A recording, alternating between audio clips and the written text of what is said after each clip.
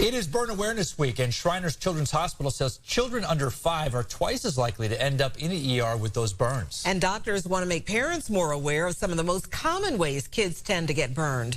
News Center 7's Xavier Hershevitz is live at Shriners Children's this morning with what you need to know. Xavier, good morning. Letitia, Nick, good morning to you.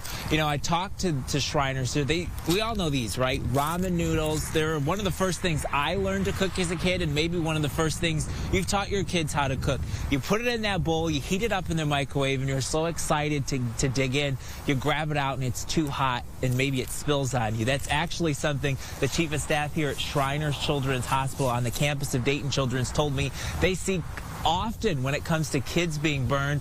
Some of the other things in the kitchen you need to look out for, because that's really where a lot of burns happen. Here's some of her advice. She says never leave the kitchen while cooking. Now, she did admit to me, the chief of staff, Dr. Petra Warner, that can be a little difficult, especially when you're multitasking with kids, but it's a good goal to set. She also suggests you keep hot items away from the edges of tables and counters, because especially those little ones, they just get so curious. She also says you should test heated foods and liquids before given to kids, which I know many parents do already, but Dr. Warner said it really is those simple things that we need to keep in mind to help prevent a lot of the burns they see here.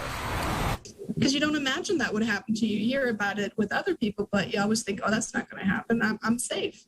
And when you say it's the simple things in life that can surprise you.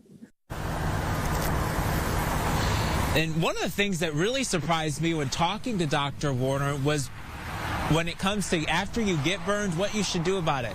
You should not grab a pack of ice. You know, I think many of us think you grab that ice and it cools it off.